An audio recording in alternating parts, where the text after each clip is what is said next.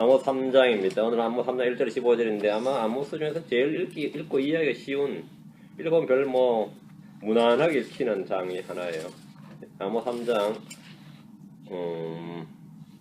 3절 말씀, 굉장히 유명한 말씀이에요. 여러분이 다 아는 말씀일 겁니다. 같이 한번 읽어봅시다. 아모스 3장 3절. 두 사람이 합의하지 아니하고서야 함께 걸을 수 있겠느냐. 두 사람이 합의하지 아니하고서야 함께 걸을 수 있겠느냐. 주님께서 쫙 질문하시는 장면인데 끝까지 6절까지가 걸쳐 3, 4, 5, 6절까지가 주님이 계속해서 하겠느냐 뭐 이런 식으로 질문하는 거죠. 그게 뭐냐면 원인 없는 결과란 없다 이거죠. 두 사람이 합의하지 아니하고 함께 걸을 수 있겠느냐 이 말은 함께 걷는 것들은 함께 걷는 무엇들은 합의했다는 말이에요. 함께 걷는 걸 보고 뭘 알 수 있는 거죠? 아, 저 둘은 뜻이 같구나 이렇게 알 수 있는 거죠. 그런 거 알 수 있고 사자가 먹이가 없는데 숲속에 부르짖겠느냐 이 말은 반대로 사자가 부르짖는다 이 말은 먹을 것이 있다 이 말이죠. 5절도 마찬가지로 새를 잡는 덫이 없는 곳에서 새가 올무에 걸리겠느냐 올무에 걸리 땅에 떨어지겠느냐 이렇게 질문했는데 이 말은 그 질문은 이거지만 결국 뭐냐면 새가 올무에 걸려 땅에 떨어지는 걸 보면서 뭘 알 수 있는 거죠? 누가 올무를 낳았구나 이걸 알 수 있는 거죠. 지금 그 말씀을 하고 있어요. 사람이 아무것도 잡지 못했는데 덫을 땅에서 집 올리겠느냐 이 말도 똑같은 질문이에요. 뭐냐면 덫을 땅에서 집 올리면 뭘 잡았나 보구나 이제 더 이상 필요 없나 보구나 뭐 이런 거죠. 6절도 도시의 나팔을 보는데 백성이 두려워하지 아니하겠느냐면 백성이 막 두려워한다는 것은 뭐지? 뭔가 일이 터졌구나 뭐 이런 거고 주가 행하지 아니하였는데 도시에 재앙이 있겠느냐 그리고 이 말씀 하고 싶어하는 거죠. 지금 너희에게 터지는 재앙들 이게 뭐라고요? 사실은 주께서 행하신 일이다. 이게 우연히 일어나는 일로 생각되느냐 이 말이에요. 그 말씀을 하시기 위해서 주님께서 지금 앞에 이야기를 쫙 하시면서 아주 지극히 상식적인 이야기를 지금 해주신 겁니다. 그래서 한마디로 말하면 한국 속담으로 하면 뭐라는 거죠? 안에 뗀 꿀뚝에 연기 나자. 연기가 나는 걸 보고 뭐죠? 꿀뚝에 지금 꿀뚝에 연기가 나는 걸 보면서 누가 불을 떼고 있다는 걸 알 수 있는 거죠, 맞죠? 그래서 100%다 그러냐? 그런 건 아니지 않느냐? 또 이렇게 따지면 음모도 있고 오해도 있고 이런 것도 있는데 그렇게 100% 그런 식으로 따질 수 있느냐 이런 또 다른 이야기고 지금 본문 이야기는 오늘 이야기는 원인 없는 결과란 없다. 원인 없는 결과란 없다. 제가 기도합니다. 주 하나님 아버지 감사합니다. 함께 도우시고 긍휼을 베풀어 주시고 복을 주셔서 제가 주의 말씀을 들을 때 말씀을 잘 깨닫도록 해주시고 주의 성령께서 친히 이 말씀을 가르쳐 주셔서 저희 마음속에 말씀을 허락해 주실 간구합니다. 전능하신 주 하나님 이 자리에 말씀을 듣기 위해서 공부하기 위해서 온 혼들을 기억해 주시고 자로 복되고 은혜롭게 하셔서 바로 말씀을 듣고 깨닫는 기쁨과 즐거움이 어느 때보다 차고 넘치게 해주시길 간구합니다. 주의 영이 함께 주십시오. 감사드리며 주의 승리합니다. 아멘. 성경을 알지 못하는 사람들도 다 아는 성경 진리 중에 하나가 뿌린 대로 거두리라 합니다. 뿌린 대로 거두리라. 심는 대로 거두리라.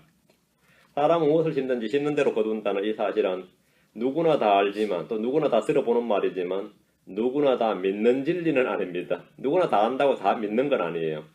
성경 말하기를 갈라디아 6장 7절에 속지 말라 하나님 소록 나가지 아니하시나니 사람이 무엇을 심든지 또한 그것을 거두리라 이렇게 하십니다. 하나님 소록 나가지 아니하시나니 사람이 무엇을 심든지 또한 그것을 거두리라. 그것을 거두리라. 심는 것을 거둔다. 불화의 씨를 뿌리면 그 불화를 거두는 겁니다.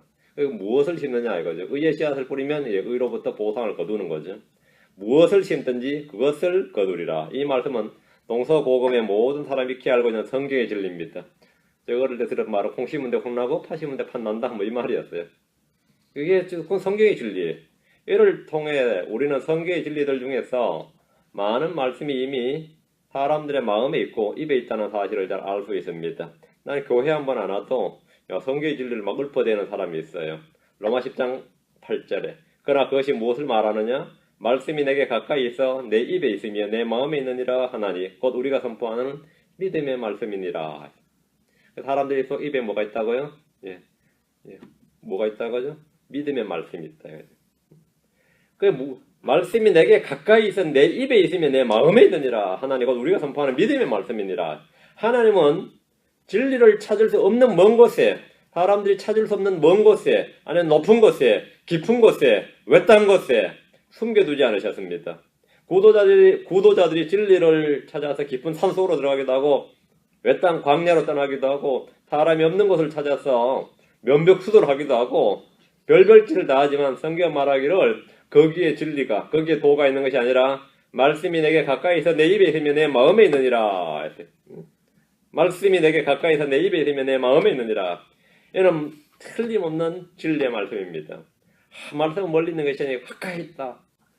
성경 분명히 말씀이 내게 가까이서 내 입에 있으면 내 마음에 있느니라. 이건 틀림없는 진리의 말씀입니다. 이 미국의 나사를 항공우주국 나사에서 우주선을 하늘 위로 쌓아 올립니다. 그래서 뭘 찾으려고 그래요? 우주의 기원도 찾으려고 그러고, 그죠? 우주에서 생명체 하나를 발견하려고 합니다. 우주의 신비를 찾겠다 이거야. 생성의 기원을 찾겠다. 난 그거는 꿈이야 무지더라고요. 그거 하늘로 우주선 쌓아 올린다고 될 문제가 아니고 성경 찾아보면 될 문제인데 그거 찾겠다고 돈을 얼마나 쓴지 몰라요. 응? 야, 우리가 내 세금이 그런데 소비되는 거 생각하면 참 우주인들 만날 대비하지 않습니까? 응? 하늘 위에 주님께서 말씀하시기를 그 하늘 위에 있지 않다고요? 하늘 위에 있지 않고 어디 있다고요? 우리 가까이, 우리 입에, 우리 마음에 있다는 겁니다. 사람이 무엇을 심든지 또한 그것을 거두리라. 이 말씀은 누구나 다 아는 진리지만 누구나 다 믿는 진리는 아닙니다. 고린도서 9장 6절에 다만 내가 말하려는 말이 이것이니 곧 인색하게 뿌린 자는 또한 인색하게 거둘 것이요 풍성하게 뿌리는 자는 또한 풍성하게 거두리라는 것이라. 아주 중요한 말입니다. 인색하게 뿌리는 자는 인색하게, 풍성하게 뿌린 자는 풍성하게 거두리라. 뿌린 대로 거둔다는 것은 그 종류에서만 그런 것이 아니라 거두음의 양에서도 그러한데 주목을 하셔야 됩니다. 많이 뿌린 자는 많이 거두리라, 적게 뿌린 자는 적게 거두리라가 이게 아니고 인색하게 뿌린 자는 인색하게, 풍성하게 후히 뿌린 자는 풍성하게 이렇게 말합니다. 뿌린 양이 아니라 뿌리는 마음 자체입니다. 하나님께서 적게 뿌려도 풍성하게 뿌리면 어떻게 된다고요? 주님께서 30배, 60배, 100배를 거두게 할 수 있어요. 응?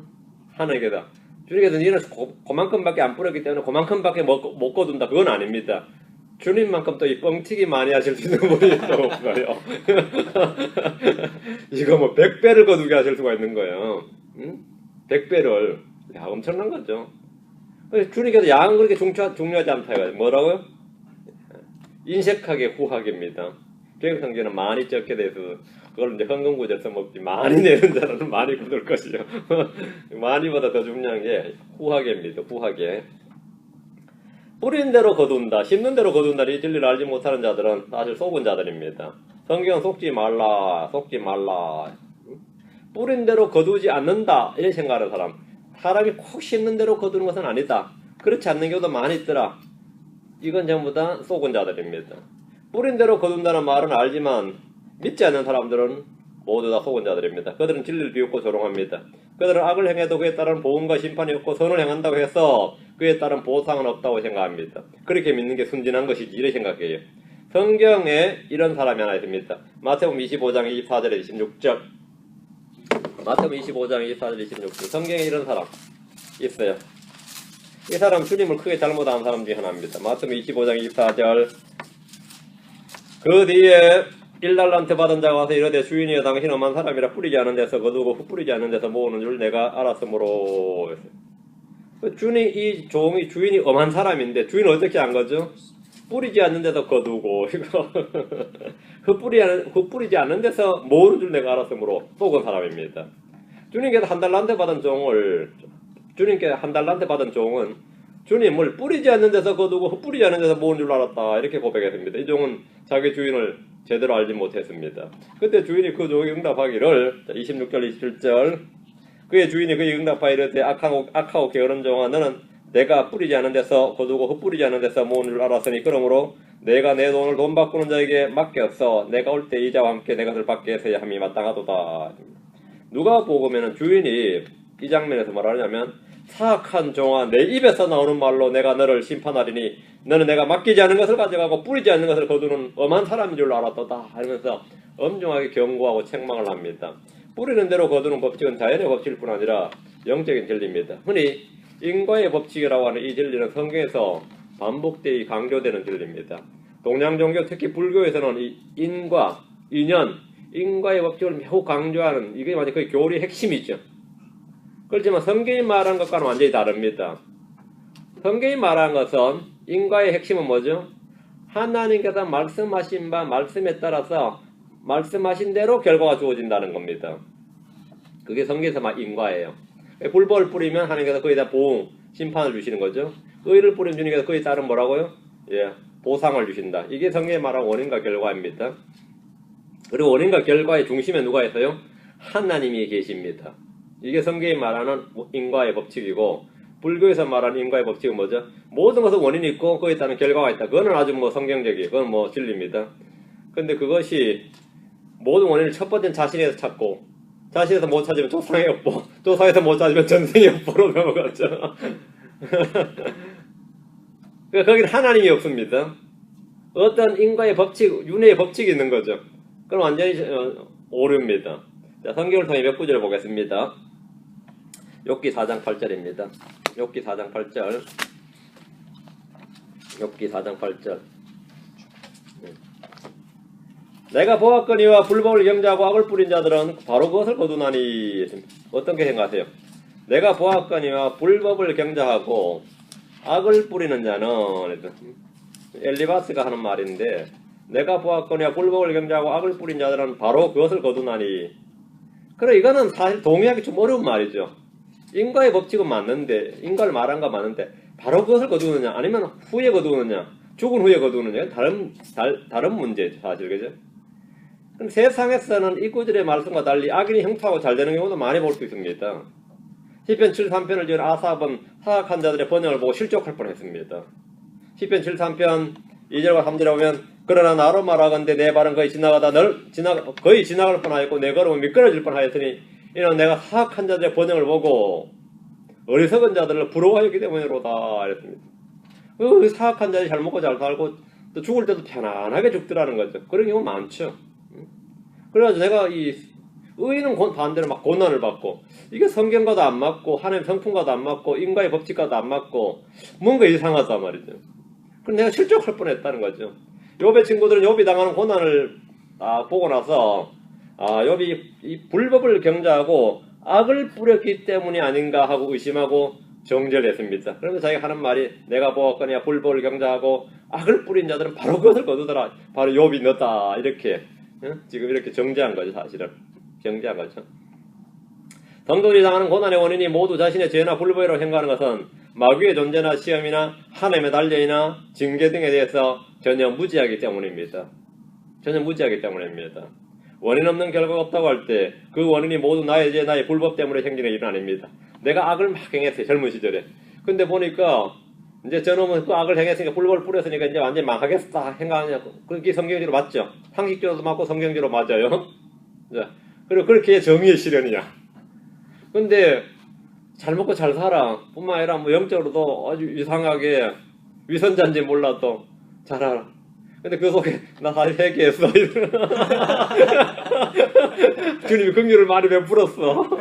이 비밀을 아는 사람이 없단 말이지. 안 그렇겠어요? 사람 함부로 판단할 일이 아니단 말이죠. 저는 분명히 망해야 정상인데 어릴 때도 그렇게 주일학교 잘 다닌 나 그렇게 정통 코스만 밟은 나는 쫄딱 망하고 저렇게 개망나니 짓 하던 사람은 지금 저렇게 어떻게 잘 나가는 것 같단 말이죠. 근데 사실 그 사이에 뭐가 있었는지, 누구의 무슨 개입이 있었는지를 내가 알아야죠. 원인 없는 결과가 없다고 할 때 그 원인이 모든 나의 죄나 나의 불법 때문에 생긴 일은 아닙니다. 욥이 당한 것이 욥의 불법이나 죄 때문에 그런 건 아니죠. 그건 아니죠. 뭐가 있었어요? 마귀와 하나님이 징계 후에 뭐가 있었단 말이죠. 이걸 누가 알리요? 그걸 누가 알겠냐 이거죠.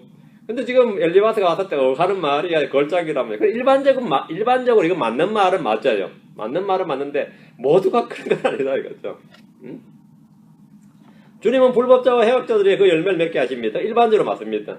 이 세상에서 그것이 없이 평안히 살다가 죽었다 해도 그것이 사실 끝은 아닙니다. 한 번 죽는 것은 사람들의 정해진 것이지만 그 후에는 심판이 있습니다.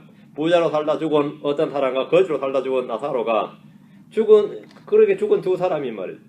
죽은 이후에 받는 심판에 대한 기록이 성경에 있습니다. 그런데 아브라함이 하는 말이, 너는 생에서 좋은 걸 받았으니까 나쁜 걸 받는 게 당연하고, 나사로는 나쁜 걸 받으니까 좋은 걸 받는 게 당연하다. 모든 결론은 그 생에서, 현생에서 끝난 것은 아니다 말이에요. 이 후회가 지금 계속 이어지고 있다는 겁니다. 이 셈과 이 세상이 전부라면 우리는 뿌린 대로 거둔다는 법칙에 쉽게 동의하지 못할 겁니다. 성경은 이 세상과 이 생이 전부가 아님을 분명하게 말씀합니다. 잠언으로 갑니다. 1장 31절 32절. 말씀을 잘 듣고 잘 외워놓으셔야 됩니다. 우리는 우리의 심판자 하나님 있고 우리의 보응자가 계시다. 이거죠. 자문 1장 31절 32절 인과의 법칙에 따라 움직이는 것이 아니라 하나님의 법칙입니다.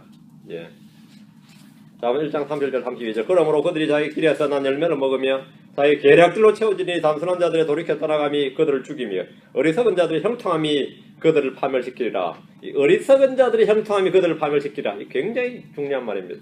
어리석은 자들이 너무 잘 되고 잘 먹고 잘 살아가지고 얼마나 많은 사람이 거기 빠져가지고 파멸당한지 몰라요. 한 명 누가 어리석은 자들의 형통함이 말이죠. 그 사람의 성공이 얼마나 많은 사람들 파멸로 이끌인지 모릅니다. 그 사람의 성공이. 한 어리석은 사람, 한 사이비의 흥망함이 얼마나 많은 이단을 낳아요. 안 그래요?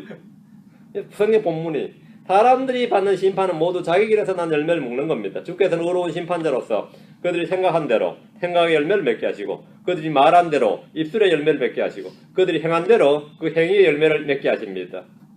자, 뒤로 가면 잠언 6장 14, 15절 잠언 6장 14, 15절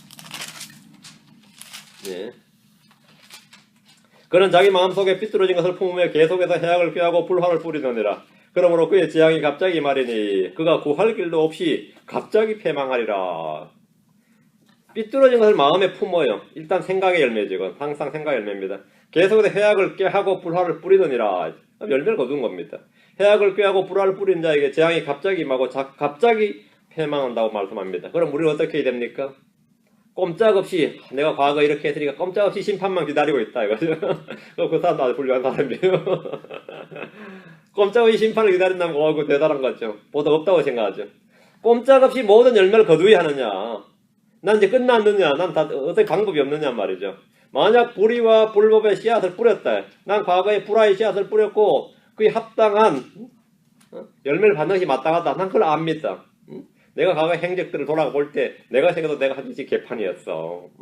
그럼 어떻게 해야 됩니까? 그래서 끝이라면 기독교도 답이 없는 거잖아요. 그러면 그거는 내가 성경을 믿을 이유가 없죠. 거기에 대한 해결책이 있어야지. 거기에 대한 해결책이 있어요. 뭐죠? 다 인과의 법칙은 다 인연은 뿌린 대로 거두는 법이거든. 우리는 뭐 피할 길이 없거든. 그렇고 불교요. 우리는 뭐가 있다고? 그래서 해결책이 있어요. 뭐라고요? 죄를 시인하고 회개해야 됩니다. 죄를 시인하고 회개해야 된다요. 주님의 긍휼을 구하고 은혜를 구해야 됩니다. 불의의 씨, 불법의 씨가 열매를 거두지 않도록 끊어주는 것이 회개고 주님이 베푸시는 긍휼입니다. 뿌린 대로 거둔다는 법칙에서 뿌린 대로 거둔답니다. 뿌린다, 거둔다 사이에 뭐가 있느냐 이거죠. 우리가 회개를 통한 단절, 회개를 통한 주님의 긍휼, 회개를 통한 구원, 회개를 통해 새롭게 되는 그런 은혜를 보면 그게 이제 인생 역전 뭐 이런 게 되는 겁니다. 근데 그것이 성경이에요. 이게 성경의 진리입니다. 한국 사람들도 이 워낙 불교의 영향을 오래 받아서 인과의 법칙을 잘 알아서 가게에 거르는 재주를 끊어야 되느니 뭐 조상들로부터 흘러내려온 죄를 끊어야 되냐 하면 이게 먹혀요. 그게 한국 사람들한테 그게 먹혀. 그걸로 또 이게 또 한 교파가 형성 부산에서 박모모 목사라고 뭐 4단계 해결하 그래서 그거 하나만 선포해가지고 말이죠. 성도 또 몇만 모았습니다. 그게 핵심이 뭐냐면 조상죄 회개하는 거예요. 이게 사실 불교지 사실은. 조상죄 회개에서 나 잘되고 나 못되면 나는 제싸움 뭐 그냥 내 대해서 망하더라도 내 후손은 잘되게 하리라. 내 자식은 잘되게 하리라. 난 이 모양으로 이 꼴로 살더라도 뭐 이 정도까지 뻗치는 완전히 그 불교식 기독교예요.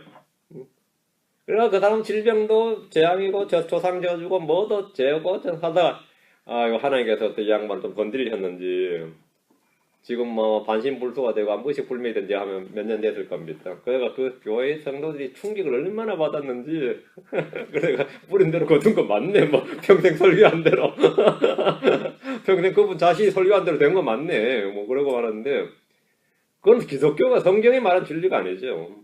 성경이 진리가 말하죠. 이 불법의 씨, 불의의 씨를 뿌리고 내가 죄를 지었어요. 내가 생각해도 나는 분명히 진짜 이 한국식 용어로 말하면 뭐 청길 낭떠러지가 아니라 무관쪽에 떨어져서 왔다 갔다 그러면 그 사이에 무언가가 있을 거 아니에요. 그게 뭐라고? 그게 회개라고요.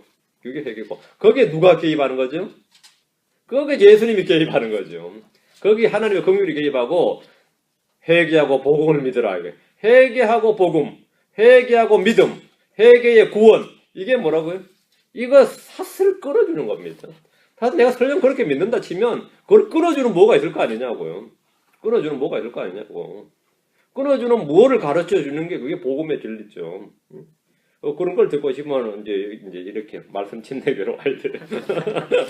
자, 11장, 18절, 19절. 다 뿌린 대로 거두세요. 그 절망스럽지 그건 뭐 평생 의만 행하고 가는 사람들은 상관없겠지만 그게 이제 사람 삶이 그렇습니까? 자, 11장, 18절, 19절. 사악한 자는 속이는 일을 행하나 의를 뿌린 자에게는 확실한 보상이 있으리로다. 의가 생명에 이르는 것 같이 악을 따르는 자는 그것을 따르다가 스스로 사망에 이르느니라. 뿌린 대로 거둔다는 주님의 약속이 있습니다. 의를 뿌린 자도 이 땅에서 보상을 받지 못하면 뭐예요? 확실한 보상이 있으리라 그러는데 보상 못 받고 죽어버렸어요. 그것도 빌빌대다 죽어버렸다. 어떻게 된다고요? 저 하늘에서 받게 됩니다. 이 땅에서 의를 행하다가 고난을 받는 성도들이 있습니다. 분명히 많이 있습니다. 그럼 뭐가 있다고요? 더 좋은 부활이 있고 더 큰 보상이 있고 더 확실한 보상이 있습니다. 그런 자를 향해서 주님은 뭐랬어요? 마태복음 5장 12절에 기뻐하고 크게 즐거워하라. 하늘에서 땅에서가 아니고 이 생에서가 아니라 하늘에서 다가오는 세상에서 큰 보상이 있으리라. 너희 보상이 크니라 했습니다.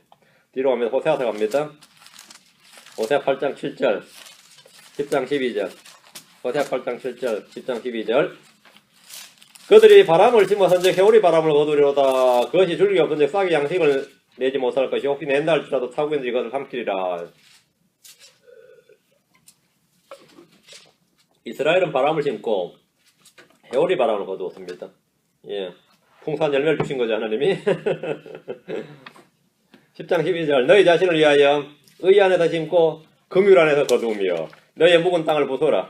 지금은 곧 주를 찾을 때니 마침내 그분께서 오셔서 의를 비같이 너희에게 내리시리라. 우리가 의를 심을 때 주님은 거기에 대한 합당한 열매를 맺게 하시는 분입니다. 자, 본문을 보겠습니다. 자, 아모스로 갑니다. 이것이 오늘 설교의 배경이 되는 겁니다. 아모스 3장 1절 오 이스라엘 자손들아 주가 너희를 대적하여 이런 이 말을 들으라. 내가 이집트 땅에서 데리고 올라온 온 가족을 대적하여 말하노라. 이스라엘이 주의 법을 버리고 주께 대적하여 주님 역시 그들을 대적하셨습니다. 주님은 이 율법에 이 사실을 분명히 말씀하셨고 그것을 기록하셨습니다. 율법은 그들과 맺은 언약이고 법적인 계약서입니다. 주님께서 기분 내키는 대로 행하시는 분이 아닙니다. 주님은 뭐대로 행하시는 분이다? 법에 따라 행하시는 분입니다. 기록된 말씀에 따라 행하십니다. 미리 말씀하신 대로 해서 너희 스스로 알게 하시고 그 일을 통해서 그것이 주께서 행하신 일인 줄을 반드시 알게 하시는 분입니다. 주님께서 기분 내키는 대로 행하신다. 그게 아닙니다. 주님 뜻대로 해서 우리는 알 수가 없습니다. 그게 아니에요. 기록된 대로 행하시고 미리 말씀하신 대로 행하신다. 그럼 지금 일어나는 일은 뭐가 있다고요? 기록된 근거가 분명히 있을 겁니다. 레위기 26장 23절 24절에 나로 말미암은 이 일들로도 너희가 계획하지 아니하고 나를 대적하여 걸을진대 나도 너희를 대적하여 걸으며 너희 죄들로 인해 너희를 심지어 7배나 벌하리라. 이렇게 말씀하셨습니다. 7배나 벌하리라. 미리 말씀해 주셨어요. 27절 28절에도 같은 말씀 반복하셨는데 이 모든 것에도 불구하고 너희가 내 말에 귀를 기울이지 아니하고 나를 대적하여 걸을진대 나도 경로 중에 너희를 대적하여 걸으며 너희 죄들로 인해 나 곧 내가 7배나 너희를 징계하리니 했습니다. 주님께서 이스라엘을 대적하여 걸으시면 이스라엘은 멸망하는 것에 대해 다른 방법이 없습니다. 대언자 사무엘은 백성들에게 이르기를 사무엘상 12장 15절에 그러나 너희가 만일 주의 음성에 순종하지 아니하고 주의 명령을 거역하면 주의 손이 너희 조상들을 대적한 것 같이 너희를 대적하리라. 이렇게 엄지히 경고를 했습니다. 그런데 이스라엘 백성이 이렇게 기록된 말씀 대언자들의 말을 때려치우고 이건 신경 안 쓰고 그래서 예루살렘에 성전이 있는데 주님께서 예루살렘을 버리시겠느냐 뭐 이러고 있는 거죠. 기록된 말씀에 따르면 뭐라고요? 솔로몬이 성전 봉헌하는 성전 봉헌식 때 이 집에 같이 두지 말라고요. 너희가 범죄하면 이 집도 날려버린다고 말씀하셨어요. 그럼 백성들 어떻게 믿어야 되죠? 성전은 우리의 뭐라고? 우리의 안전을 담보하는 우리의 시큐리티를 담보하는 개런티가 되지 못한다. 이렇게 알아야 정상이죠. 근데 이 양반들은 성경은 이렇게 기록되어 있는데 주의 성전이 여기 있는데 주의 집이 여기 있는데 어디 이 교도들이 감히 예루살렘을 침략해서 이길 수 있겠느냐 이런 식으로 거짓된 자들이 안심을 준 것이죠. 뭐 기록된 말씀하고 전혀 정반대의 소리를 계속해야 되는 거죠. 기록된 말씀하고 정반대예요. 그게 거짓된 자예요. 바벨론으로 포로 잡혀간 이스라엘 향해서 대언자 에스겔은 주의 말씀을 전했습니다. 에스겔 13장 8절에 그러므로 주 하나님이 같이 말하노라. 너희가 헛된 것을 말하고 거짓을 보았은즉 보라 내가 너희를 대적하노라. 주 하나님이 말하노라. 너희가 헛된 것을 말하고 성경에 기록된 말씀 대언자들의 말을 듣고 그걸 말한 게 아니라 헛된 걸 말하고 지어낸 말하는 거예요. 상식적으로 생각을 해봐라. 성전이 여기 있거늘 주의 집이 여기 있거늘 다 쓸데없는 소리라. 쓸데없는 소리라면 주님께서 하신 말씀이 너희가 거짓을 보았음즉 아모스 역시 이스라엘 자손들에게 주가 너희를 대적하여 이런 말을 들으라. 주님께서 우리를 위하시면 아무도 우리를 대적할 수 없고 주께서 우리를 대적하시면 아무도 멸망을 피할 수가 없습니다. 주의 손에서 피할 자, 주의 손에서 자신을 건져낼 자는 아무도 없기 때문입니다. 미가서 1장 2절에 내가 땅의 모든 가족 중에서 너희만을 알았나니 그런즉 내가 너희의 모든 불법으로 인하여 너희를 벌하리라. 너희의 모든 불법으로 인하여 너희를 벌하리라. 그러니까 이스라엘이 벌 받는 것은 다른 이유가 없습니다. 성경에 기록된 대로 받는 겁니다. 그 뭐래? 주께서 말씀하신 대로 행하시는 겁니다. 주님이 이스라엘 민족을 내가 이집트 땅에서 데리고 올라온 가족이라고 하셨는데 이 가족 이집트 땅에서 올라온 가족이 민족을 컸습니다. 내가 땅의 모든 가족 중에서 이랬죠. 2절에서 이 말은 뭐죠? 땅의 모든 가족은 땅의 모든 민족을 말합니다. 창세기 10장 3절에 내 안에서 땅의 모든 가족들이 복을 받으리라 했죠. 내 안에서 땅의 모든 가족들이 땅의 모든 민족들이 복을 받으리라 말입니다. 땅의 모든 가족들은 온 세상의 모든 민족들입니다. 아브라함과 그 씨를 통해서 땅의 모든 민족이 복을 받는다는 말씀입니다. 창세기 28장 14절에 내 씨가 땅에 티끌같이 되어 내가 서쪽과 동쪽과 북쪽과 남쪽으로 널리 퍼지며 너와 내 씨 안에서 땅의 모든 가족들이 복을 받으리라. 땅의 모든 가족, 모든 민족이란 말이에요. 가족이 민족입니다. 하나님 모든 것을 아시고 모든 사람을 아십니다. 그런데 주님께서 하신 말씀이 내가 너희만을 알았나니 지금 이렇게 말했죠. 주님은 무소부지하실 뿐만 아니라 무불통주죠. 전지전능이란 말이죠. 모르는 것이 없는 분이시고 모든 걸 아시는데 지금 본문에서 내가 너희만을 알았나니 이랬단 말이죠. 주님께서 내가 안다. 내가 도무지 너를 알지 못하였노라. 그럼 안다, 알지 못한다의 기준이 뭡니까? 그것은 관계성에 관한 겁니다. 관계성에 관한 것. 내가 주를 알고 이 말은 뭐죠? 주님과 어떻게 아는 거죠? 예, 관계성을 말하죠. 주님이 나를 알고 이거 뭐죠? 그것도 관계성을 말하는 겁니다. 관계성에서 아는 겁니다. 주님은 자기 양들을 아십니다.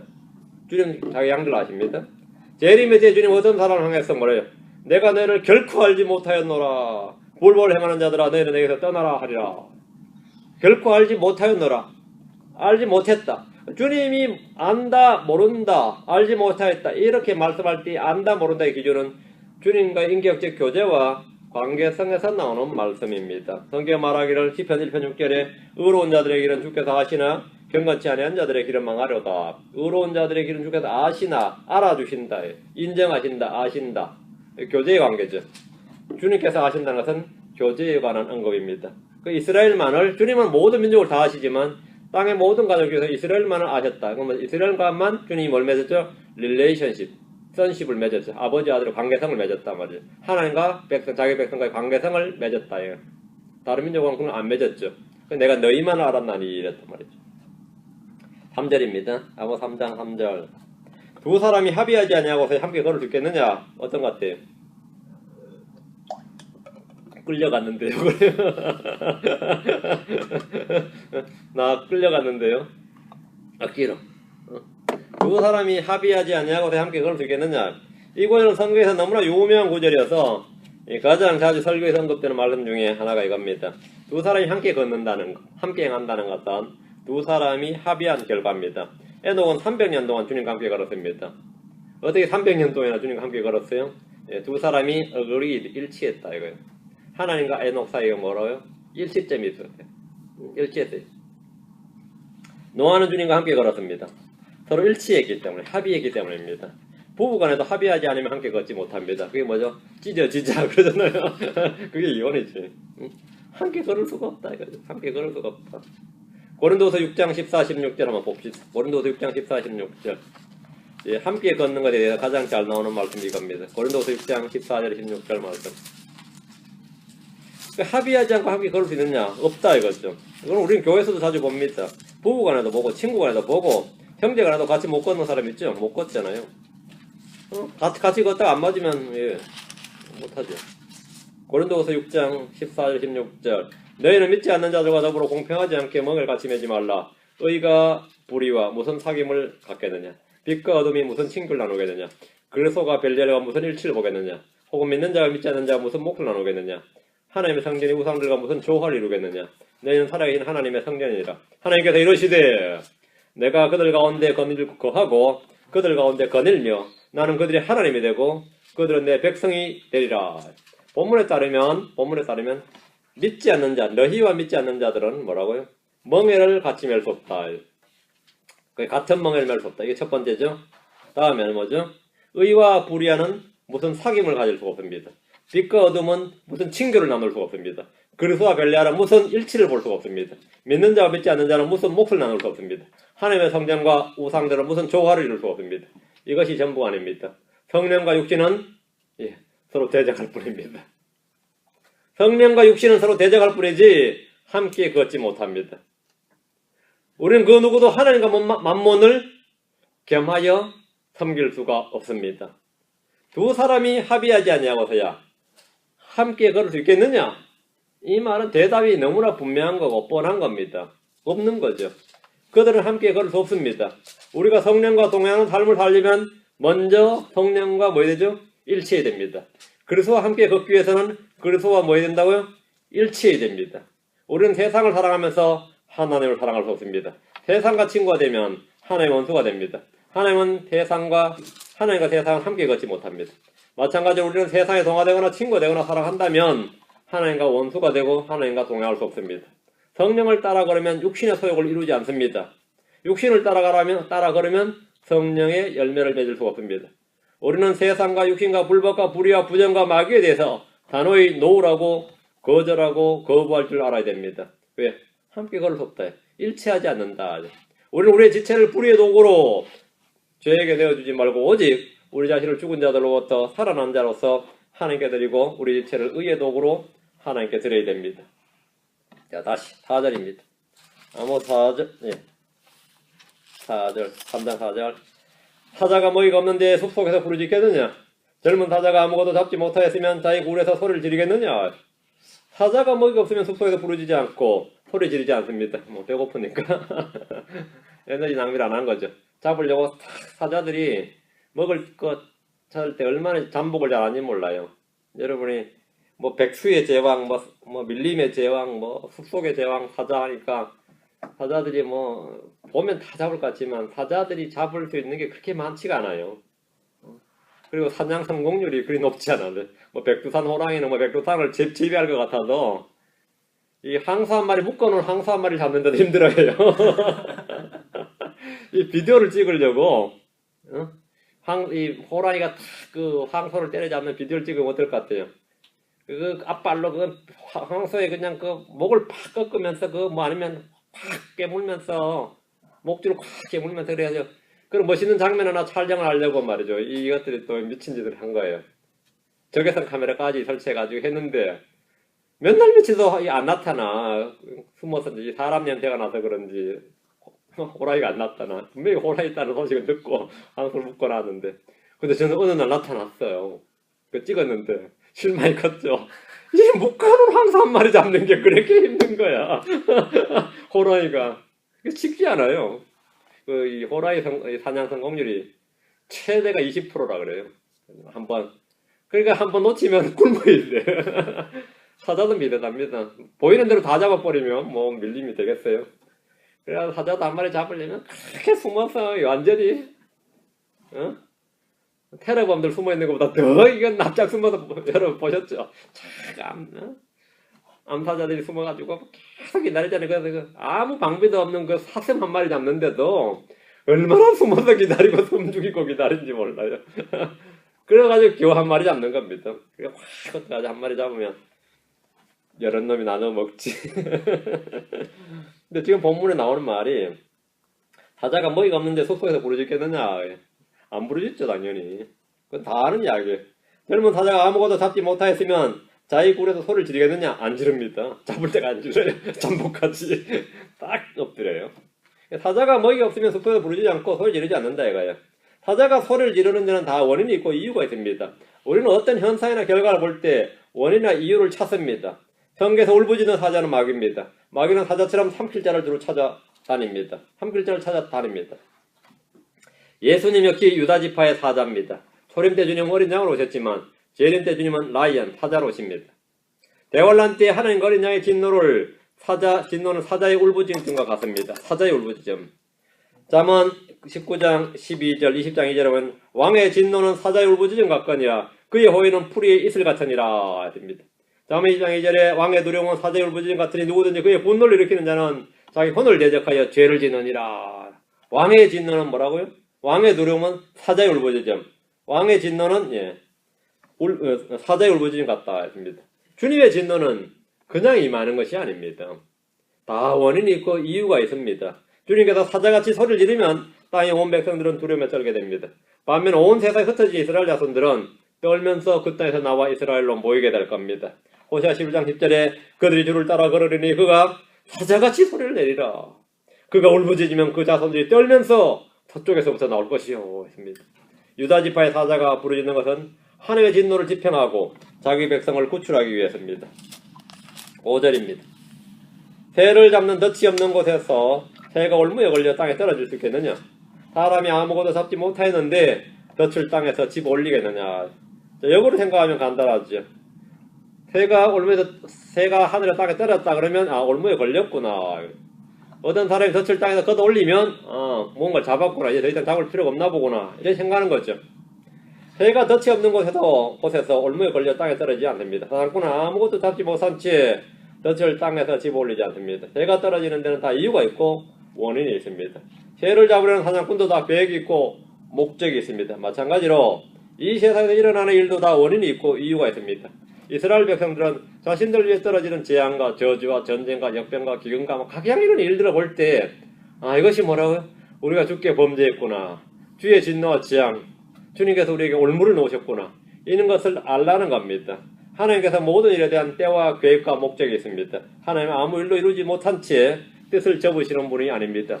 하나님께서 이제 접으셨다 그러면 그것은 이미 심판이 끝났거나 일이 다 끝난 겁니다.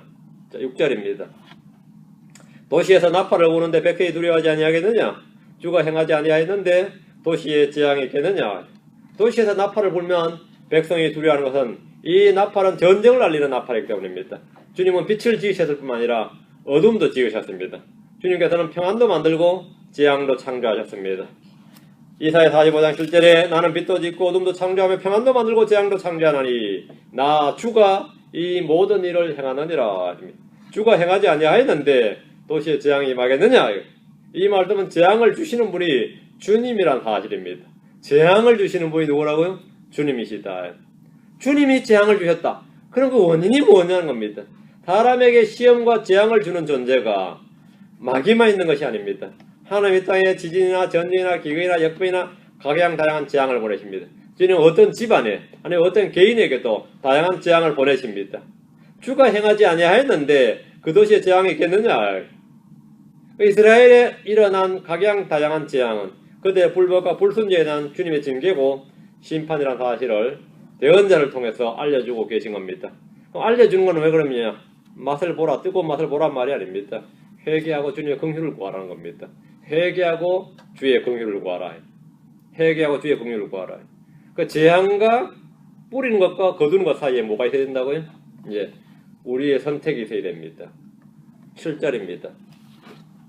분명히 주 하나님은 자신의 은밀한 일을 자신의 종 대언자들에게 계시하지 아니하고는 아무것도 행하지 아니하느니라. 야, 이거 이 아모스 3장 7절은 진짜 정가의 보도처럼 말이죠. 많은 사람들이 써먹었어요. 자기한테 계시가 임했다 이 말이에요. 이 구절 참 여러 사람들 들었어요. 분명히 주 하나님은 자신의 은밀한 일을 자신의 종 대언자들에게 계시하지 아니하고는 아무것도 행하지 아니하느니라. 주님께서 계시하시고 행하시는 거죠. 하나님께서 행하신 일은 찾아보면 다 뭐가 있다는 거죠? 계시로 주어져 있다 이거죠. 계시로 주어져 있다. 성경 속에 다 이미 기록되어 있는 일이란 말입니다. 그게 7절 말씀이에요. 자, 본문 정확히 이해하시, 정확히 의미가 파악되죠? 그 어떤 일을 주님이 행하셨다 이거죠. 그 행하셨다는 말은 자신의 종 대언자들에게 계시된 일이다. 그 계시된 일은 성경에 있는 일이다. 성경에 기록된 말씀이 집행되는 겁니다. 3절부터 6절까지의 결론이 이겁니다. 주 하나님은 계시의 하나님입니다. 자신의 종 대언자를 통해 하시고자 하시는 일을 주님은 알려주십니다. 이 말인즉 지금 일어나는 모든 일들은 주님이 이미 대언자들을 통해 계시해 주신 일입니다. 사람들이 모르는 것은 주께서 말씀해 주시지 않아서가 아니라 주께서 이미 말씀하셨는데도 그 말씀에 관심을 갖지 않고 공부하지 않고 믿지 않기 때문입니다. 사람들이 지옥에 가는 것은 주님께서 지옥에 대해서 말씀해 주지 않아서가 아닙니다. 지옥에 대해서 사람들은 다 들었습니다.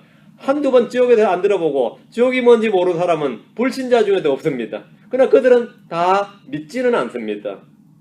주님은 분명히 말씀하신 대로, 미리 말씀하신 대로, 성경에 기록된 대로 행하시는 분입니다. 어떤 이들은 마치 생소한 일이 일어난 것처럼 전무후무한 일이라고 말하지만 전무후무한 일이 아니라 이미 성경에 기록된 말씀대로입니다. 성경 속에 그 일은 다 있는 겁니다. 불신자들도 지옥이란 말을 다 합니다. 그러나 다만 믿지 않을 뿐입니다.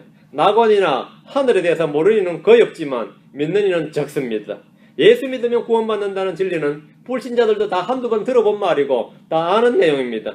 그러나 그 사실을, 그 말씀을 믿는 이는 적습니다. 하나님은 자신의 종 대언자를 통해 계시한 일을 행하심으로써 믿음의 증거를 주셨습니다. 성경을 탐구하라는 말씀은 그 말씀 속에 구원이 있고 영생이 있고 예수 그리스도를 증언하는 증언이 있고 그것이 바로 증거가 되기 때문입니다. 그것이 바로 7절 말씀이에요. 이 7절 말씀을 인용해서 자신이 홀로 휴거의 날짜나 재림의 날짜를 계시받은 것처럼 주장하는 이들도 있습니다.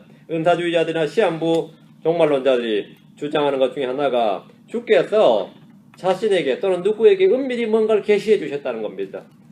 주 하나님은 자신의 은밀한 일을 자신의 종 대언자들에게 계시하셨지 은밀히 계시한 게 아니에요. 하나님은 공개적으로 계시하셨습니다. 은밀한 일을 공개적으로 계시하셨지 공개적인 일을 은밀히 계시하신 분이 아니에요. 휴거 같은 이런 일을 은밀히 계시한, 은밀히 자기에게 이 프라이빗리 말이죠. between you and me. 우리 둘끼리 하는 이야기지만 그렇게 계시한 분이 아니고 주님은 자신의 은밀한 일을 공개적으로 다 드러나게 말씀하신 분입니다. 주님께서 성전에 재판을 대제사장 앞에서 재판받을 때 주님 하신 말이 뭐예요? 내가 은밀히 말한 게 아니다 이거죠. 내가 성전에서 말했고 길거리에서 말했고 시장에서 말했고 너희들이 다 들은 바다 이거예요. 그 주님이 3일째 죽은 지 3일 만에 부활한다는 사실은 그 죽이는 사람들도 다 알고 있었다는 이야기예요. 은밀한 일인데 은밀한 일을 주님이 어떻게 하신 거죠? 공개적으로 하신 겁니다. 은밀한 일을 자신의 은밀한 일을 공개적으로 말씀하셨지 은밀히 말씀하지 않으셨다 이거지. 근데 오늘날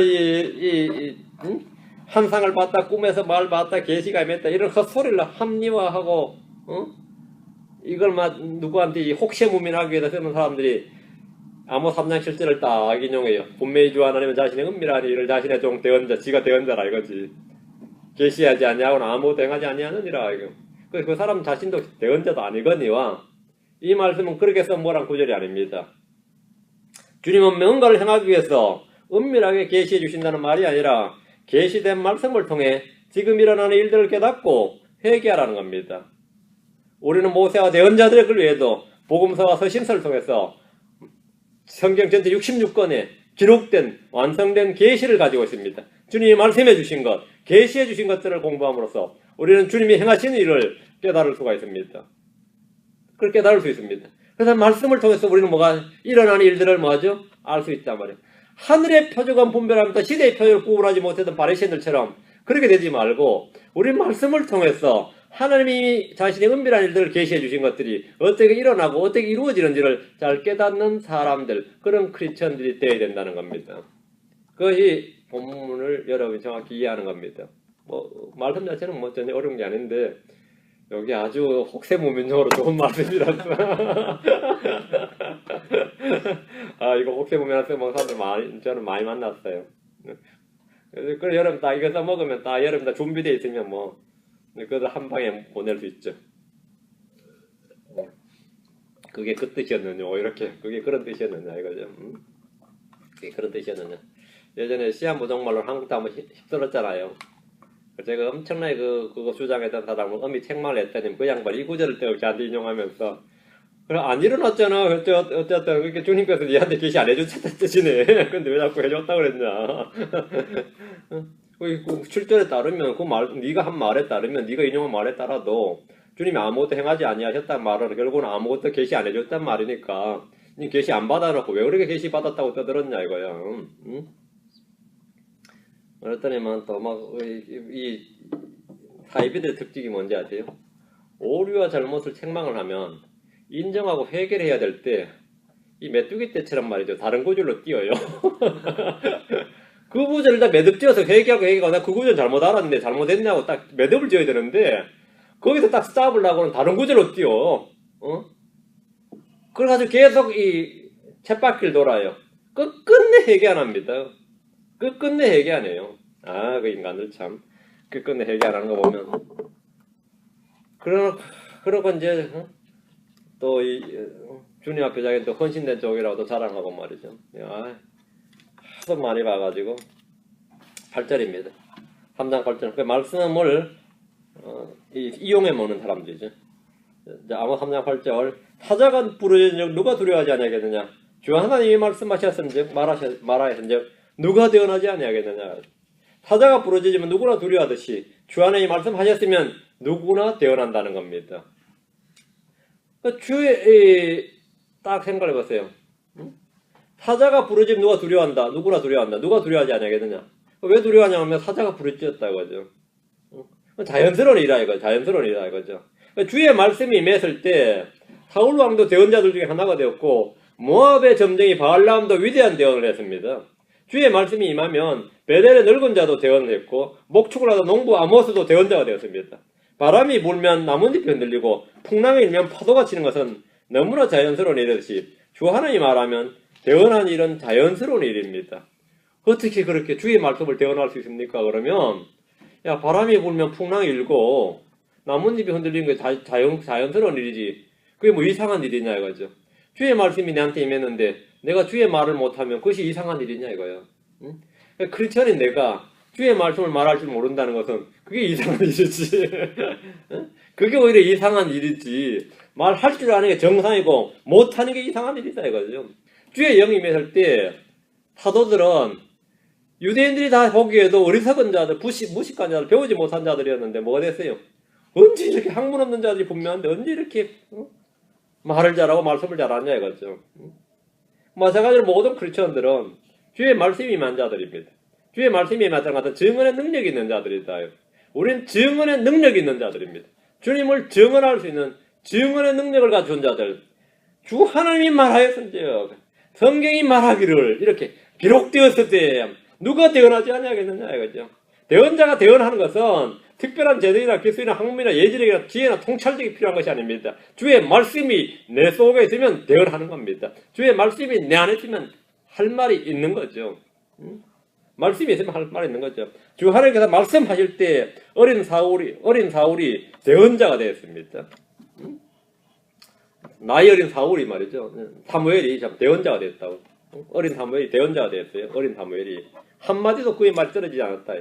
주의 말씀이 임하면서 어린 사무엘이 대언자가 되는 겁니다. 주 하나님이 말씀하실 때 엠마오로 가던 제자들은 마음이 불타올랐습니다. 대언자 예레미야는 주님을 전하지 않고 그분의 이름을 말하지 않겠다고 결심한 적이 있었는데 이게 얼마나 고생스러웠던지 내가 다시는 주의 말씀 안 한다고 이렇게 결심한 적이 있어요. 예레미야 20장 9절 한번 봅시다. 그런데 그 사람이 잠시도 못해서 자신의 안 하겠다 결심을 꺾었어요. 왜 꺾었던 것 같아요? 주님이 막 패버린 거예요? 네가 감히 말을 안 해? 내가 내 말을 안 한단 말이냐? 이런 건 아니었던 것 같아요. 그죠? 여러분 하나님께서 예레미야 팼다는 말 없죠? 요나는 뭐 바다에 던져버린 적이 있는데 자, 근데 예레미야가 아주 신성모독 우리가 볼 때 약간 이게 좀 불경스러운 신성모독. 내가 다시는 주의 말씀 안 한다고. 예레미야 20장 9절. 왜 그러냐면 20장 8절에 보면 주의 말씀이 날마다 내게 치욕거리와 조롱거리가 되었으므로 내가 말을 시작한 이후로 부르짖되 폭력과 노력에 대해 부르짖었나이다. 주의 말씀 전하고 뭐 영광과 명예와 뭐 존경을 받은 게 아닙니다. 치욕과 조롱거리가 됐어요. 그래서 29절 그때에 내가 말하기를 결심을 했어요. 내가 다시는 그분에 대하여 언급하지 않으며 그분의 이름으로 말하지 아니하리라 하였으나 지켰느냐? 못 지켰다 이거죠. 그분의 말씀이 내 마음속에 타오르는 불 같아서 내 뼛속에 사무치니 내가 참기에 지치고 가만히 있을 수 없었도다. 주의 말씀이 많으니까 그게 막 타오르니까 어떻게 안 할 수가 없어요.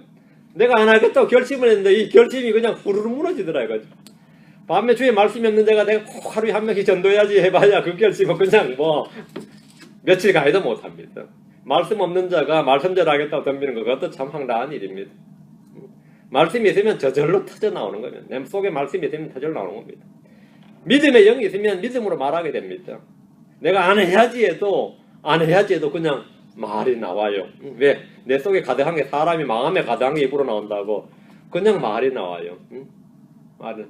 근데 그것이 없으면 뭐 그 말씀이 서로 나눌 교제할 말씀이 없어가지고 요즘 우리 교회도 저 형제들 만나면 일주일간 일하다 와가 교회 일주일 달랑 한번 와가지고 말이죠.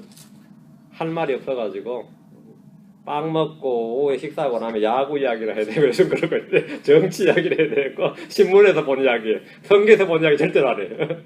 주님 말은 들은 이야기도 안 해.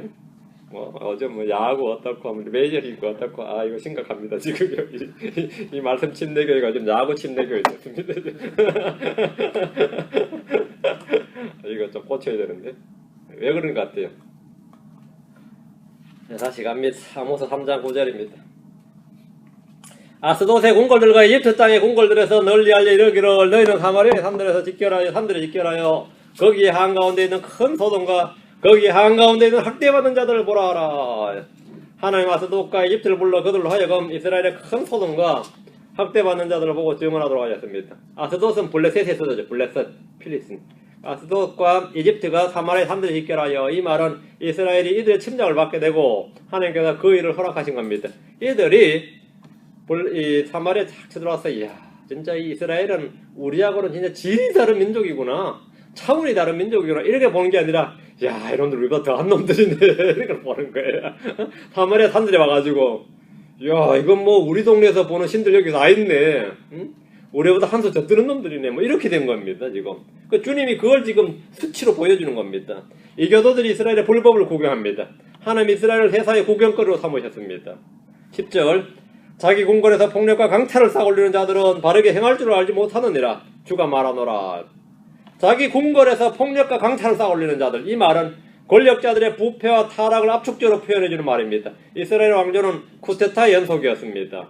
왕조는 계속 변했고 그들은 하나님의 법이 아니라 폭력과 강탈을 삼았고 바르게 행할 줄 알지 못했습니다. 요즘 말로 하면 권력자들이 부를 정치하여서 불법을 서슴지 않는 겁니다. 미국에도 그런 사람이 대통령이 됐죠. 뭐 술을 밀매해가지고 팔아먹고 돈을 거머쥔 사람이 대통령이 됐다면 그 집안에서. 그래서 그때 권력을 잡았어요. 그 권력을 잡은 사람은 또 뭘 하죠? 예, 부를 쟁취하는 거죠. 그 폭력과 강탈을 쌓아올리는 자들, 자기 궁궐에서 폭력과 강탈을 쌓아올리는 자들은 바르게 행할 줄 알지 못하느니라. 모든 이 부패한 국가들의 특징이 겁니다. 모든 부패한 국가들의 특징이 거예요. 근데 여러분들이 뭐 우리나라도 마찬가지지만요. 우리 정치인들의 부패를 주로 이제 막 욕을 막 하기 좋아하잖아요. 누구나 다 좋아해요. 근데 부패는 정치인들에게만 있는 게 아닙니다. 그 사람들이 흔히 말한 순박한 농부들 있죠. 그 순박한 농부들이 행하는 부패가 말도 못합니다. 부정과 부패가 말도 못해요. 순박한 농부들이 저질은 우리가 우리 민초들이 무슨 죄를 짓냐. 죄를 안 짓는 게 아니에요. 힘이 없어 못 지을 뿐이지. 힘이 없어 못 지을 뿐이지. 콩나물 장사하는 아줌마가 그늘 속여요. 거기다가 콩나물 키우기 위해서 비료를 뿌립니다. 거기에 빨리 자라라고. 그 부정 부패가 생선가게 아줌마한테는 없는 줄 아세요? 애가 엄마가 사오라 신분을 시켜놨더니 이거 사오라 시켰더니 멍땅 거 줘요. 멍땅 거 줘가지고 엄마가 니 잘못 사왔다고 바꿔오라 그러면 안 바꿔줍니다. 걔가 아까 그거 달라 그랬다 그러고. 아주 순박한 농부, 순박한 어부, 그런 말은 없어요. 부패한 어부, 부패한 농부, 부패한 장사꾼, 부패한, 난전 상인이지. 그런 건 없어요. 다 똑같습니다. 뭐, 위로 정치인들 욕하기 쉬워서 그런 거지. 제가 하고자 하는 말은 뭐냐면, 다 똑같다는 겁니다. 우리 욕하기 좋아서 남들 그냥 대표 누구를 욕할 뿐이지, 사람 다 거기서 거기입니다. 거기서 거기. 우리가 주님의 긍휼과 은혜가 없다면 우리가 세상에 있는 사람들보다 조금이나 더 의롭고 경건하고 선하고 그런 건 없어요. 그런 건 없어요. 다만 우리가 주님의 긍휼과 은혜를 입어서 지금 조금 아는 것 뿐이지. 여러분이 누구보다 좀 더 선하냐? 나는 그리 생각하지 않냐. 이 교회에 나오는 사람은 그럼 더 선하고 더 좋고 더 착한 사람이냐? 그렇지 않습니다. 어쩌다 보니까 이 말씀 침략 교회까지 굴러 들어왔는데 인생을 살다 어쩌다 여기까지 굴러왔을까? 여기까지 굴러와서 이런 말을 듣는 거지. 그래서 이제 그걸 이제 영적으로 봐서 뭐라 그러죠? 주님의 은혜 섭리 뭐 이러는 겁니다. 주님의 은혜 섭리 그런 거지. 여러분이 나아졌다는 말이 아니에요. 여러분이 조금 더 그 전보다 나아졌다, 선해졌다, 영적이 됐다. 개뿔 진짜 그렇지 않아요. 이제 그렇게 되라고 이제 앞에서 외치는 거지. 뭐 나아졌다는 전혀 아닙니다. 이거 말씀 침례교 다니는 성도들은 뭐 딱 부러지겠네요. 그냥 전혀 아닙니다. 그래서 전혀 아닙니다. 전혀 아니다. 전혀요. 전 똑같습니다. 어느 교회 다니는 사람보다 조금 더 낫지 않습니다. 물론 나아야 되는데 조금 더 낫지 않아요. 우리 다 거기서 거기입니다. 우리 다 거기서 거기. 10절입니다. 자, 이 궁궐에서 지금 10절을 방금 했네요. 11절입니다. 그러므로 주 하나님이 하지 말아노라. 그 땅의 사방에 한 대적이 있어. 그가 내게서 내 힘을 취하게 하며 내 궁궐들을 노력하리라. 본문에서 대적은 이제 11개 17절에 나온 아시리아죠. 예언적으로 멀리 보면 그 아시리아 사람이 울린 적그리스도가 되고 이스라엘은 아시리아의 멸망을 당했습니다. 12절 주가 이같이 말하노라. 목자가 사자 입에서 두 다리나 귀조각을 빼내는 것 같이 사마리아에서 침상 모서리에 거하거나 다마스쿠스에서 잠자리에 거하는 이스라엘 자손도 구출받으리라. 구출받는 게 어떻게 받는 거죠? 사자 입에서 두 다리 잡아당기면 어떻게 되는 거예요? 사자 입에 몰린 짐승을 두 다리 잡아당기면 이게 산 놈이야 죽은 놈이야? 독수리가 낚아채에 가는 매가 낚아채에 가는 닭을 제가 잡은 적이 있어요. 잡은 것도 아니지 사실은. 낚아채는 걸 보면서 이제 제가 지게작대를 소리 잡고 해서 던졌는데 그게 어떻게 비슷하게 날아갔어. 이놈이 겁을 먹어서 매가 잡아갔던 닭을 낳았는데요. 제가 얼마나 놀랐냐면 그 닭의 벌써 절반이 날아갔더라고요. 이놈 그 사이에 닭의 절반이 벌써 폐연 거야. 이놈 참 빨리도 먹어치우지. 제가 엄청 놀란 적이 있어요. 근데 이 닭이 이제 살았어. 근데 제가 외과 의사도 아니고 수의사도 아니고 이거 난감한 거예요. 이 닭을 어찌 해야 될지. 그 집으로 가져왔던 어릴 때 그런 기억이 있어요. 그거 지금 12절이 비슷하죠.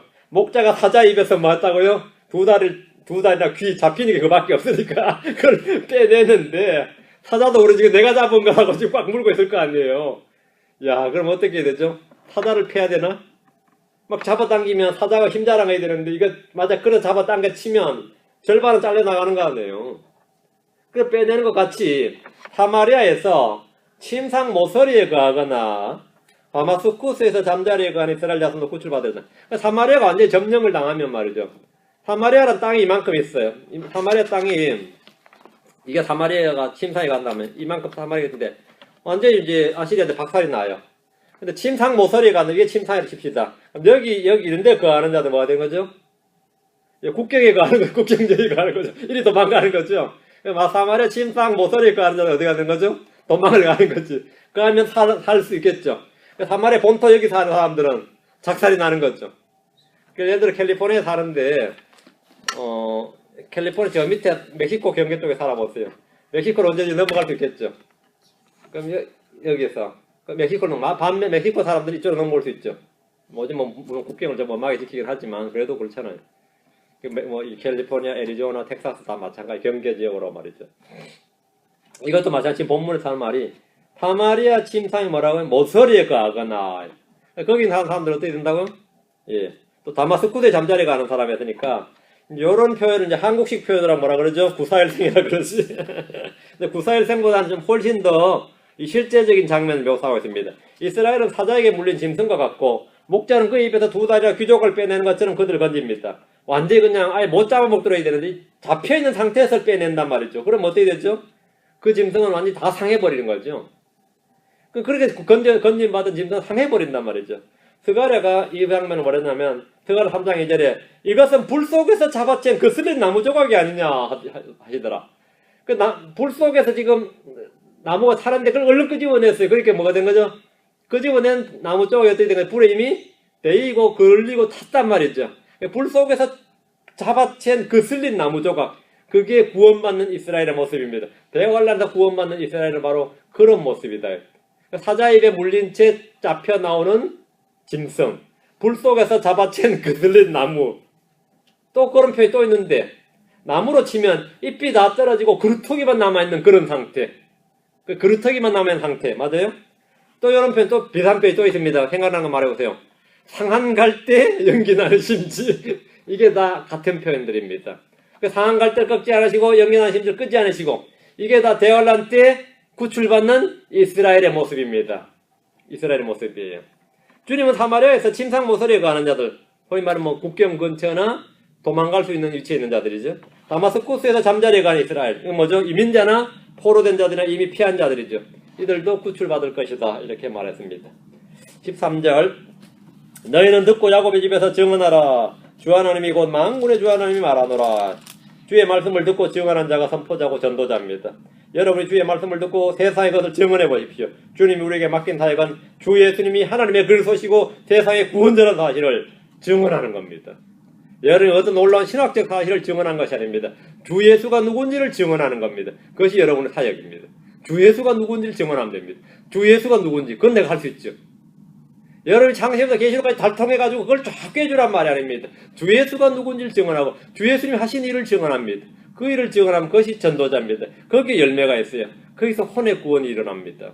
여러분 어떤 다른 말씀 전한다고 혼의 구원이 일어나는 게 아닙니다. 주님이 누구신지 예수를 믿는 믿음의 말씀을 증언하라 이거죠. 증언하라 이거죠. 누구든지 그분을 통해 구원을 받고 그분을 믿지 않는 자는 멸망합니다. 14절, 내가 이스라엘의 범법들을 그에게 보라는 날에 베델의 제단들도 보라고 그 제단의 뿔들을 꺾어 땅에 떨어뜨리며 in the day 여기다가 밑줄 치고 in the day 그날에 말이야. 내가 이스라엘의 범법들을 그에게 보라는 그날에 그때에 하는 거죠. 재림의 문맥이라고 그랬죠. 베델의 제단들은 여로보암이 만든 것으로 금송아지를 세워둔 겁니다. 둔 곳입니다. 주님 일찍이 여로보암이 이곳에서 분양할 때 하나님의 사랑을 원해서 훗날 요시아라는 아이가, 유대의 요시아라는 아이가 태어나서, 요시아 왕입니다. 태어나서 이곳을 멸할 것을 말씀하셨는데 요시아는 주의 말씀대로 이 제단과 산당을 헐고 불태웠습니다. 열왕기하 23장 15절에 또한 베델에 있던 제단과 또 이스라엘로 하여금 죄를 짓게 한 느바스의 아들 여로보암이 전에 만든 산당, 곧 제단과 산당을 그가 걸고, 요시아가 걸고, 또 그 산당을 불태우고 빻아서 작게 가루로 만들며 또 작은 숲을 불태웠더라. 본문에서 그날에 할 때 그날에는 그에게 벌하는 날에라고 하심으로써 이 말씀이 재림 때에 관한 것임을 알려주십니다. 요시아가 제단을 헐고 산당을 불태우는 때는 이미 이스라엘이 포로로 잡혀간 이후 이야기입니다. 그리고 이 이야기는 요시아에게 적용할 수가 없게 된 거죠. 그는 앞에 열왕기상 13장 말씀은 성취된 말씀이 맞는데 지금 본문 말씀은 아닌 거죠. 그리고 이 말씀은 역사적 사건이 아니라 예언적 미래에 있을 일입니다. 15절, 또 겨울집과 여름집을 치르니 상아집들이 사라지고 큰 집들이 끝이 나리라. 상아집들, 겨울집, 여름집 이런 거 보니까 어떻게 된 거죠? 큰 집. 이스라엘 그 당시 얼마나 잘 살았는지 알 수 있죠. 이스라엘의 경제적 부흥, 번영이 있었던 그 시대에 그것이 다 끝장난다 이거죠. 이스라엘 왕들은 겨울집이 있고 여름집이 있었다 이 말입니다. 계절에 따라 집무실을 옮겼습니다. 옛날 러시아 왕들이 이랬죠. 러시아 부호들은 지금도 그래요. 부호들이 러시아에 안 살고 어디 살아요? 유럽에 와서 살아요. 대부분 다. 유럽에 와서 사는 좋죠. 뭐 워낙 날씨 좋고 러시아 날씨 안 좋잖아요. 돈은 거기서 벌고 사는 건 여기서 사는 거지. 겨울은 여기서, 여름은 저기서 이런 식으로 살았는데 사마리아의 왕들도 겨울집이 있고 여름집이 있는데 주님께서 겨울집과 여름집을 치르니 상아집들이 사라지고 이 정도면 아주 뭐 고급 빌라와 맨션이죠. 큰 집들이 끝이 나리라 합니다. 주님이 이들을 침으로써 더 이상 이스라엘 왕조는 이 땅에 존재하지 않게 되고 그들이 추구했던 부와 번영과 성공 어떤 이런 모든 것들은 다 끝이 났습니다. 이것이 어떻게 끝이 났느냐 이게 어찌 끝이 났습니까? 주님께서 말씀하신 지금 아모스 3장 3절부터 7절 8절까지 나오는 말씀이 있죠. 그게 뭐냐면 분명히 주 하나님이 그 일을 하셨다는 겁니다. 주 하나님이 그 일을 하셨다. 그 주 하나님이 그 일을 하셨다. 원인이 있다. 그리고 결과가 있다는 겁니다. 주 하나님이 행하지 않고 그 도시에 재앙이 있겠느냐. 그 도시에 일어난 재앙은 주 하나님이 하신 일이고 그 일들은 다 성경에 미리 기록된 계시된 일이다. 내가 갑자기 너희도 모르게 갑자기 치고 한 것이 아니다 이거예요. 그건 모세율법에 다 기록되어 있는 일이라 이거예요. 기록되어 있는 이야기고 너희 충분히 예견된 일이다 이거예요. 그래서 미리 기록해준 말씀대로 집행한 일이 너희들 놀랄 일도 아니다 이거예요. 그것이 지금 오늘 아모스 3장에서 하신 말씀입니다. 우리가 앞으로 일어날 일도 우리가 당하지 않기 위해서는 뭐가 되겠죠? 주의 말씀을 잘 알아야죠. 주의 말씀입니다. 기록되어 있는 일이다. 여러분이 만약 갑자기 휴가가 일어나도 놀라지 마세요. 다 기록되어 있는 일입니다. 다 기록되어 있는 일이에요. 갑자기 너무 놀라지 마세요. 자, 기도합시다. 위대하시고 거룩하신 주 하나님 아주 감사합니다. 하나님께서 은혜 베풀어 주시고 복을 주시길 간구합니다. 주님께서 오늘도 선포한 말씀을 저희 가운데 허락해 주셨는데 저희가 이 기록된 말씀을 통해서 배움을 얻고 공개를 얻고 또 경고를 받고 또 권면을 말씀이 주는 위로와 힘을 얻게 하시길 간구합니다. 주의 성령께서 언제나 기록된 말씀을 통해 저희에게 말씀해 주셔서 주의 은밀한 일들이 계시된 말씀들이 저희가 공부함을 통해서 그 공부를 통해서 배움을 통해서 선명하게 깨닫고 이해할 수 있도록 해주십시오. 감사드리며 주의 성기도합니다. 아멘.